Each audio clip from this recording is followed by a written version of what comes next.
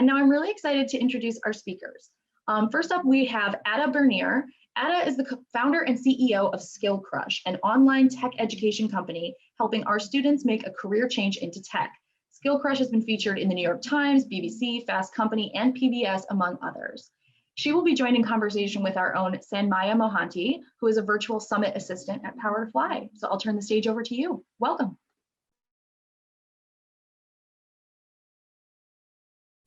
Hello. Thank you for having me. All right, well, we're getting Sanmaya joined up and participating via audio and video. Oh, there he is. There you go. Okay, I'll turn the stage over to you. Hi, Adda. Hi, nice to meet you. Thank you for having me. How are you?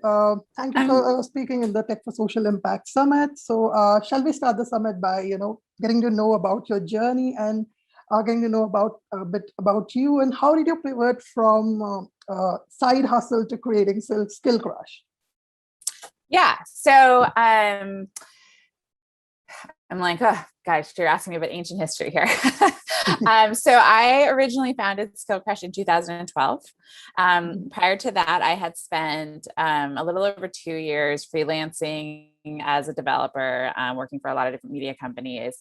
And basically, I was looking to transition from doing sort of hourly client-based freelancing work to selling a product directly to the customer.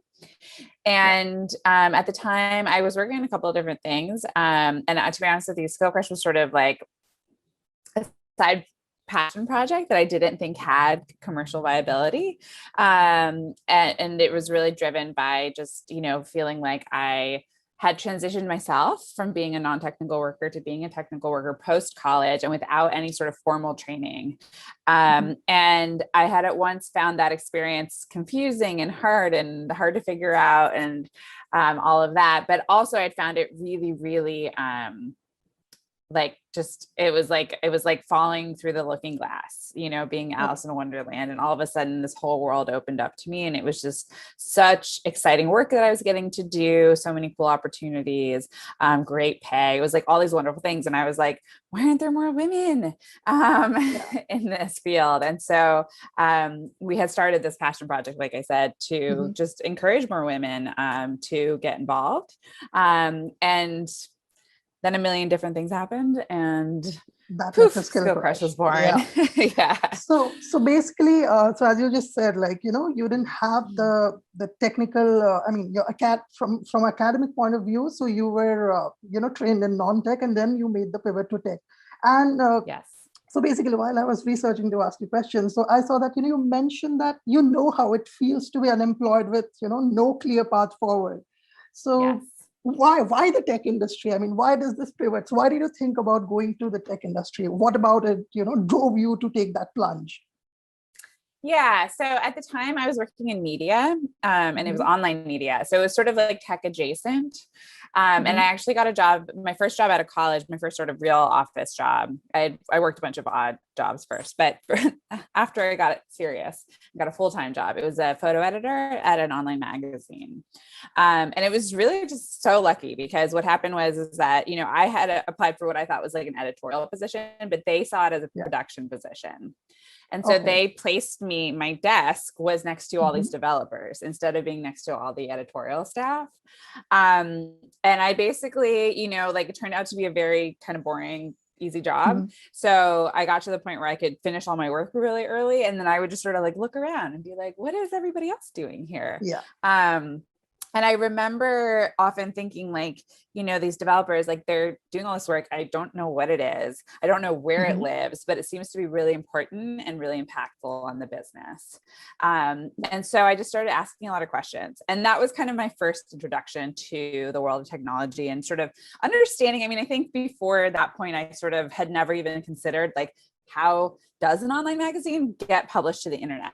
I just hadn't even asked that question. I just took it for granted that, poof, you hit a button and poof, it magically appears. And so, so that was my first introduction to that, the idea that there are people behind the scenes that do a lot of work to make all that possible. And I think that has been a big revelation for me about technology, period. And still continues to be a revelation that I think like there's a way in which like when you're dealing with like a machine, like you just take for granted that it like came this way and you it exists. forget. Yeah. It just like poof came out of the air like this. But actually there's human beings to make every single, Absolutely. like, you know, if it's like a rounded edge and this color and this font and this size and like all those things, it's like a million decisions get made by humans to deliver to you whatever technology you're using. And so yeah, so I just became really fascinated with that aspect, and I was like, oh, all of it is designed by humans, and that sort of gave me this idea that like maybe I could participate in that process. And then otherwise it just felt, I mean, otherwise in terms of why I picked tech, like I think at that moment in time, this is like 2008, 2009, and it just felt like the, you know, sort of like a snowball rolling downhill, you know what I mean? It was just like everything was pointing in the direction of tech being increasingly important. And, you know, and it's interesting for me because that seemed really obvious in 2008, 2009. And now it's like, so maybe the economic scenarios, maybe that propelled you a bit because, you know, 2008 was the time where, you know, we were hit with all those recessions and everything. And I mean, so your story of literally stumbling into tech, I mean, that's great. So, well, I think, in terms of, I guess for me, there was a critical moment though, because I do think I suffered from a lot of like self-doubt because I wasn't academically trained. Right. So I, you know, and even at the age of like 20 something, I was like, oh my God, I'm too old to do this. This is a big transition. Am I capable? Am I going to be smart enough to like learn how to code and all these things? And so then for me, the economic recession and getting laid off, it really sort of forced my hand. It kind of pushed me over the edge into just going for it because I had nothing to lose. Cool. So basically, you know, when you decided that, okay, it's now I'm going into tech, and then you decided, you know, there must be more people like me who are facing the same problems. That led you to kind of, you know, conceive the idea of Skillcrush.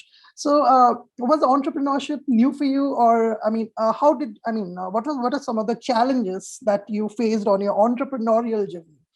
So entrepreneurship was very new to me. I mean, I think that I entered into it in a way that I think a lot of people do, which is that I started freelancing. And that was just out of economic necessity because I was laid off and I needed to make money. And so I started taking small jobs, and then those sort of built up into bigger jobs. And then at a certain point, it made sense for me to team up with a graphic design friend of mine. And so I would be the developer and she'd be the designer. We'd go and get projects together. And then all of a sudden we had more work than we could do on our own. So then we started outsourcing to other friends of ours. And then we ended up having so much work that we hired full-time people to work under us. And so it was a really organic thing that, to be honest with you, like I really did not conceive of myself as an entrepreneur, or even recognize that I was running a business until I was like quite far into running one. And I just hats off to anyone who sets out on day one and is like, I want to start a business or I want to start a startup. That is amazing to have that kind of vision and confidence. But I had absolutely none of those things. I totally kind of stumbled into it and then sort of came to and was like, oh crap, we need to have an employee handbook. What's that? You know, like we need some contracts. What are what needs to go in them? Like it was very much like, you know, brick by brick, sort of one in front of the other. So basically you figured it as you went along. Yeah. And the good news is you can do that. It's totally possible and it worked out. But I definitely did not know what I was doing or have any sort of business plan or anything like that going into it. So great. I mean, you know, for all the people who are tuned in the chat, I mean, you know, for anybody who wants to venture into an entrepreneurial journey, you're a great example and of how success could look like. I mean, looking down, the dots seem to connect in the retrospective, but while you're doing it, you're just flying blind with faith. That's it.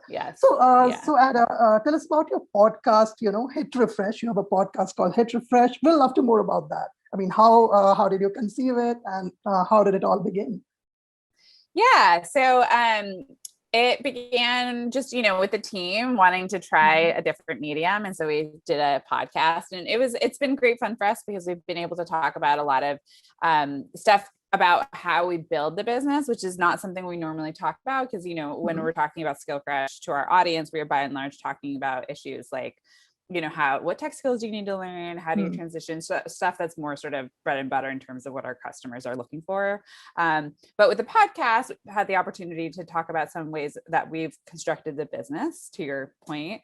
And, one of the beautiful things about running your own business is that you can, obviously there are some things that are best practices and that you want to kind of follow and there's good reason for it, but then there's tons of stuff that isn't, right?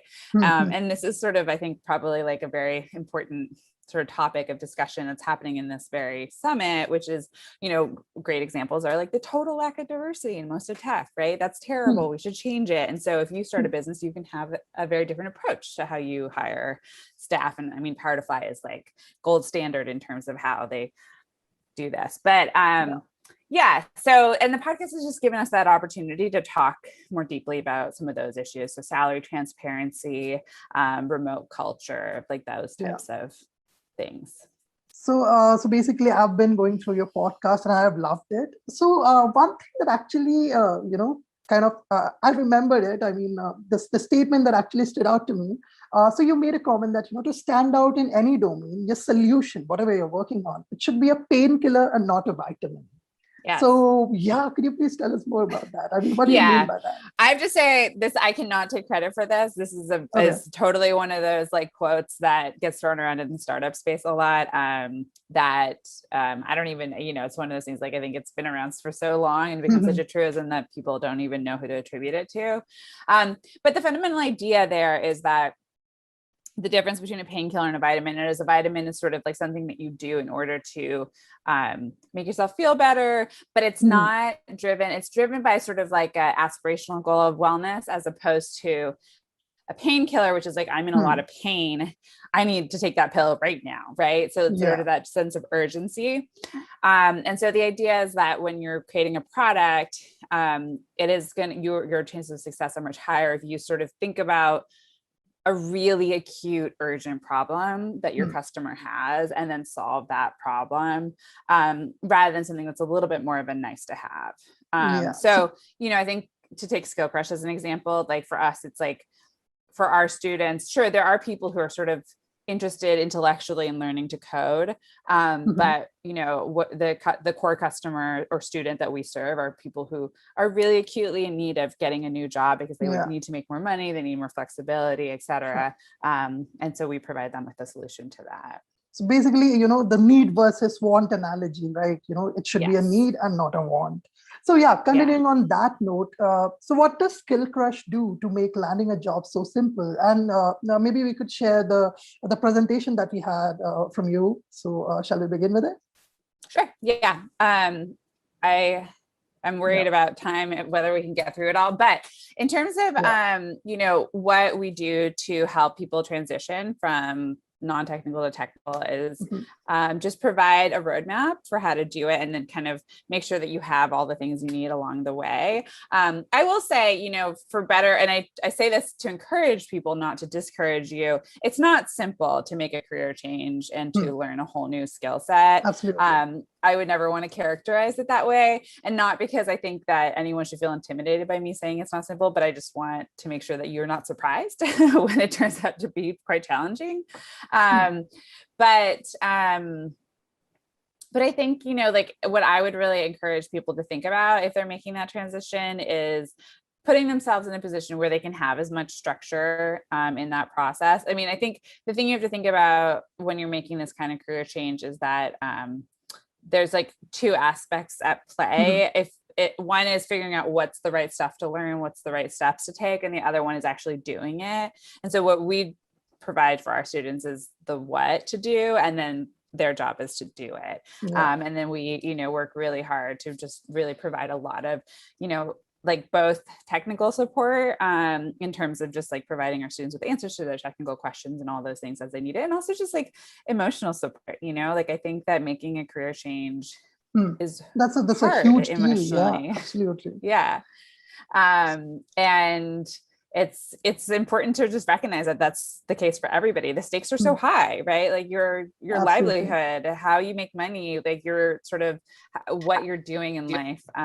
Those are really core issues. So Yeah. So in terms of 4 key steps to changing careers in 2021, the things that I would really focus on is figuring out what skills that you need to learn. And if you want to just jump ahead, I think that, shall we move ahead?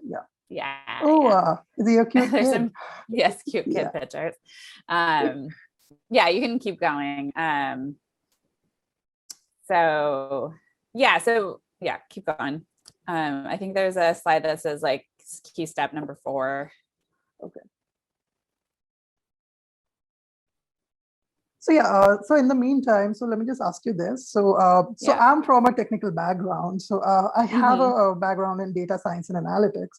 And the one thing that I learned that, so learning programming is a bit difficult. Is a bit different. I wouldn't say the word difficult. It's a bit different from learning, let's say economics. Other humanities or other related subjects. So you are a self-taught programmer. How was the journey like? And for everyone who is pivoting from a totally non-tech related field, like for instance, in your case, it was media. How would you suggest? Because, so in tech, what I have felt, what I personally felt is that often, so at the initial stages, the things are really difficult to grasp. And once you keep at it, things get easy and you get to understand, okay, this is a really small thing. And Stack Overflow comes to the rescue many of the times. So, how do you suggest that people who are making a change should just, should be perseverant about it and should keep on doing this. Just want to know your First of all, I just want to second what you're saying. I think for me, there's many layers to answer this question. I think one is that I do think there's sort of this like fundamental hurdle that you have to get over if you're learning to code and program, which is fundamentally like learning to program. And I think programming, in my conception, is not coding something in HTML and CSS. It's really learning to understand how computers think and how to talk to them in a way that makes sense to them.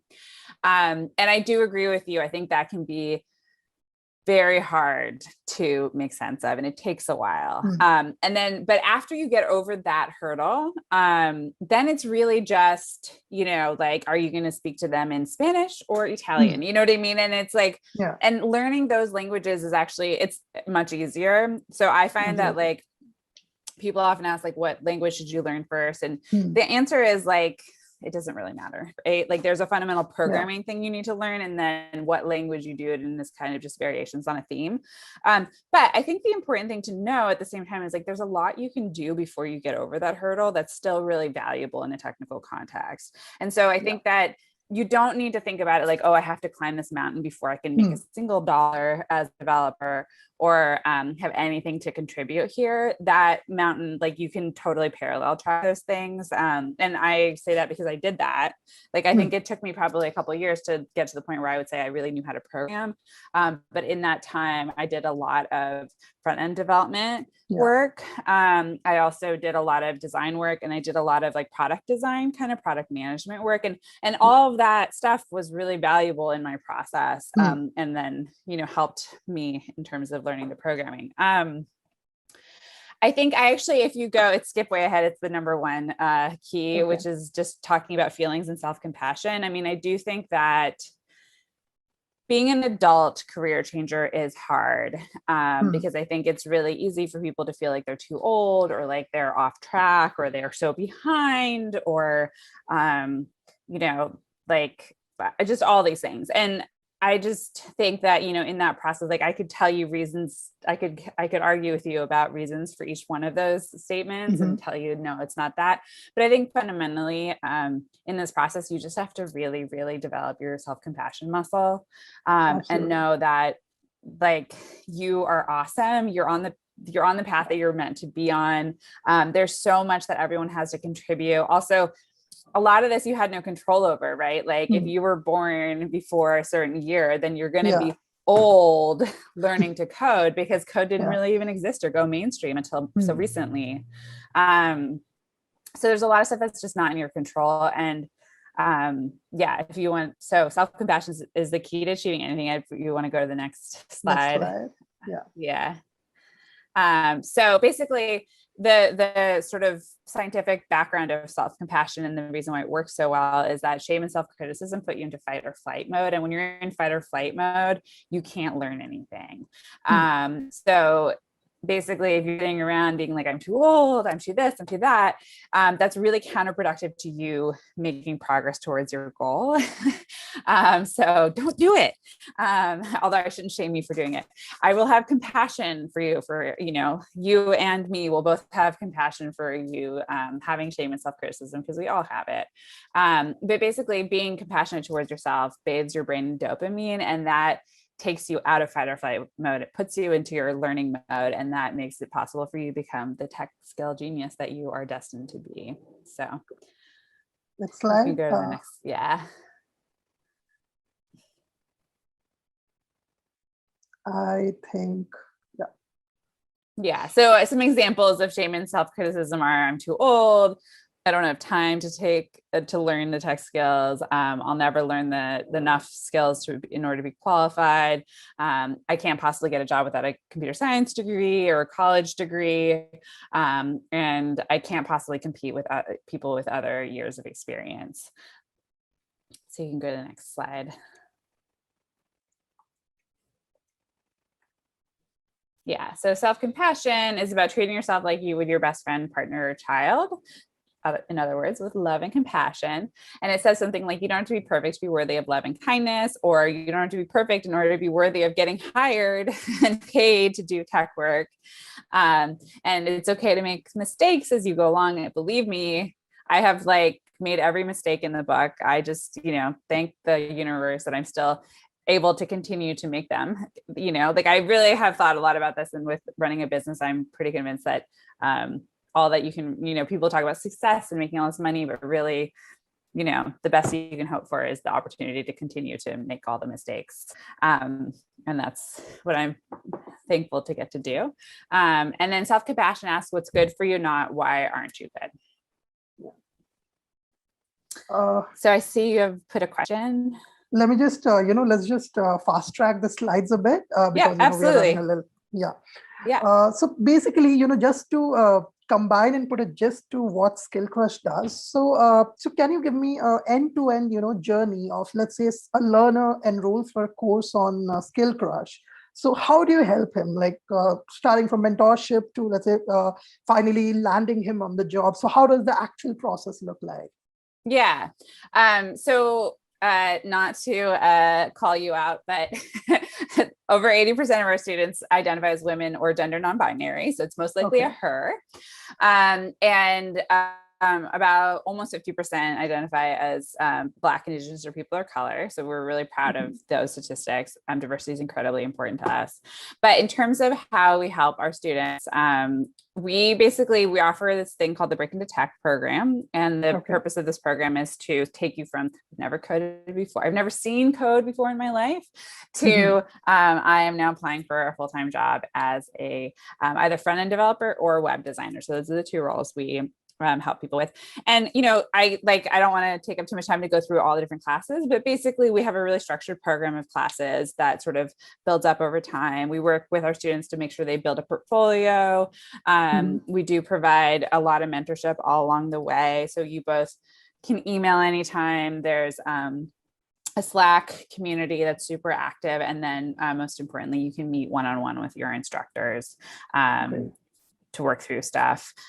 And then what we do is once they're done, once they have sort of reached the skill level that we deem to be qualified to apply for jobs, and that sort of qualification is the standard that we develop in conversation with employers to make sure that, our students are ready.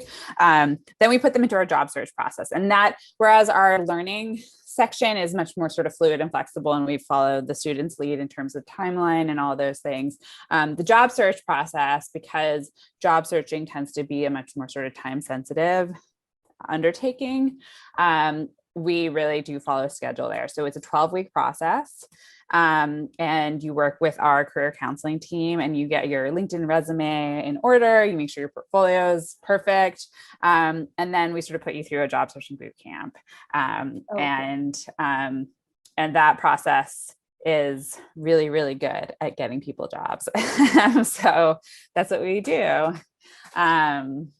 So let me just take a question from the audience. So Ruth asks that, how do you balance maintaining new coding skills, keeping up with the rapidly changing tech stacks while picking up, computer science fundamentals for interviewing?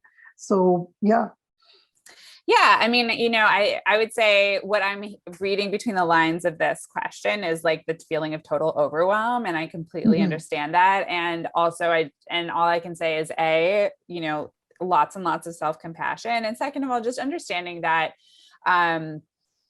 you can't boil the ocean, meaning you can't do it all at once, right? So in terms of how do you do it all at once, you don't do it all at once. That's not possible. But what I have found in my process, and then also in watching a lot of students, I think like very naturally, you will find yourself sort of figuring out naturally what is priority at this moment, and learning the things that you need to learn as you need to learn them. So you don't need to know it all at once first. I mean, that would be great if you knew it all ahead of time, but that's not humanly possible. So taking it step by step.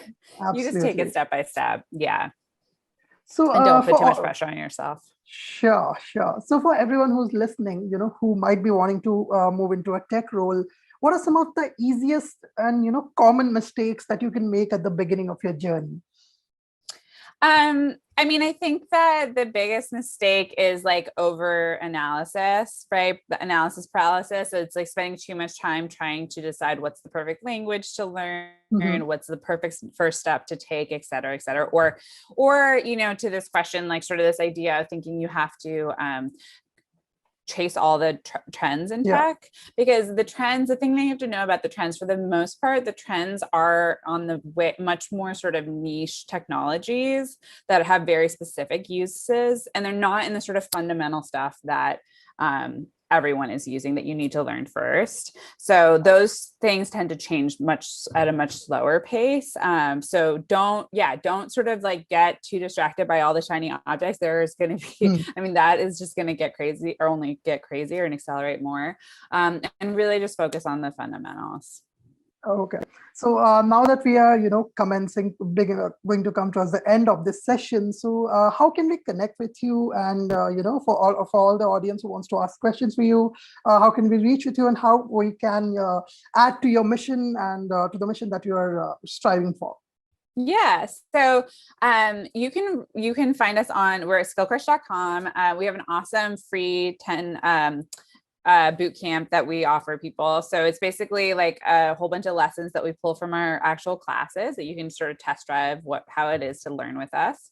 So you can just go to skillcrush.com and sign up for that. And it's absolutely free. And then we're Skillcrush on all major social media platforms. And in terms of if you want to reach out to me personally or to anyone on my team, you can just email hello@skillcrush.com and we will get right back to you. And in terms of, advancing the mission, I mean, our mission as a company is to get more women and underrepresented minorities into the tech field. So anything you can do in that spirit, obviously, like we'd love to have you come and work with us to do that. But I mean, really, even if you don't come and learn at Skillcrush, we just want to see more people and more women and more, diversity in the tech field. So anything you're doing to advance that. Sure. So finally, it was really great to have this conversation with you, Adda. Thanks for speaking at the Tech at the Social Impact Summit. It was really great to have you with us. Meg, you can take the stage from here. Thank you. Awesome. Thank you so much, Sanmaya and Adda. That was a really interesting talk between the two of you. So I was really excited to get to sit in on that. Thank you so much.